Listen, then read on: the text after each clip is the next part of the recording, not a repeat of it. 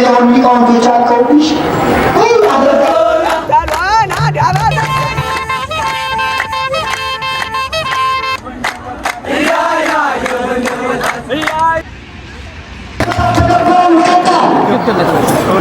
ዝም ብሎ ያልነበረ ታሪክ ጎንደር ይሽራታል። ጎንደር እኮ እነ ክፍለ ዮሐንስ መጥተው ደብረ ብርሃን እኮ ቤተ መርፋቅን ትዛግባለን። ዛሬ ምን በጣም ምን ታስተናግዱት እስኪ ትልቁ ክፍለ ዮሐንስ የምንለው እኮ መጥቶ ከቤተ መርፋቅን የተስተናገደ ቤተ መርፋቅ እኮ የሚቃውንት መውጫ እኮ ነው። ዛሬ ተማሪ አፉን አፍኖ ማነው ከወር የሚቆረቆር አንተ የልባ መምህር ወይ መቋሚያ ሚኒስ ተማሪ ከእንግዲህ አታገርም መጥፋት ይበቃ አትከስም ዝም ትላለህ። ያቋቋም መምህር ተቅበስበሰ ምን ልታገኝ ነው? እናንተም ዝብላቸው አላጠቀም ይፈቅልክላል እኛም አልከለከልንም። አንድ ነገር እንገራችሁ ወደ እኛ እየመጣ ነው የሚያጠቅመናል። የመድኃኔዓለም እህል ውሃ ገብርኤል አልቀበልም ብሎ ደብረ ብርሃን ወደ መድኃኔዓለም መጥቷል።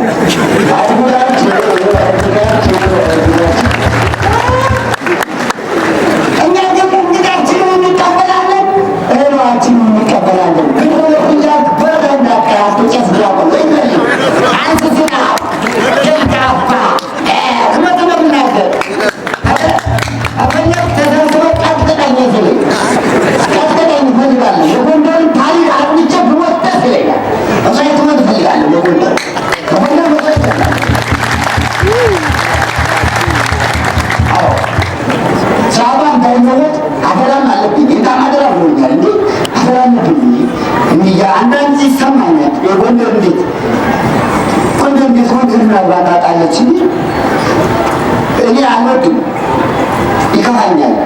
የጎንደር ስራ ሲለወጥ አልወድም ብቻ ሻይለኝም አይቀበለኝም ማደራለ ጊዜ እንዳደራለብኝ ሲለወጥ አልወድም።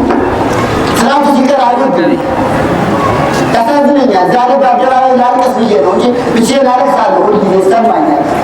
ቴቴሎ ይወጡብኛል። በሜዳ የተማርኩት ትምህርት እንዴት ይለወጣል? በሜዳ የተማርኩት ስርዓት እንዴት ይለወጣል? ኧረ ተው ይችላል እናቆያት አንገላታት እባካችሁ፣ አትልመት እባካችሁ። ጎንደር እኮ ይወደዳል። ጎንደር እኮ ምንዬ ናት እኮ ጎንደር እኮ የሚቃውንት ናት እኮ ናት። ጎንደር እኮ የጎጃሙ፣ የሸዋው፣ የትግሬው የሞቶ የሚማርባት ታርወደ ጎን የሚማርባት አገር ማራት ከምትን ጎንደር መስራት ተደርግለች ጎንደር የጎንደር አምላክ እውነት አራቱ ማዕዘን የሚመጣው ሊቃውንቶችና በተባላቸው የሚወጣቸው አይደለም እንዴ? የጎንደር ተማሪ መፋቅ ይከልከለኛ ዘመን በቃ ልትሆ ነው በቃኛል። ስሜት ውስጥ ገብቻለሁ። ጎንደርነቷን ማጣት ነው። ጎንደር ደቀ መዛሙርት ጎንደር ደቀ መዛሙርት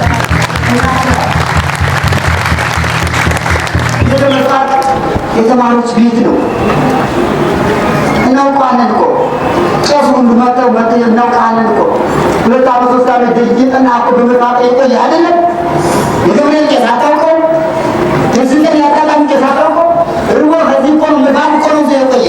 አሁን ደግሞ ስታገኝ ንፋቅ ከለከል ቃለተው ግፍ ነው።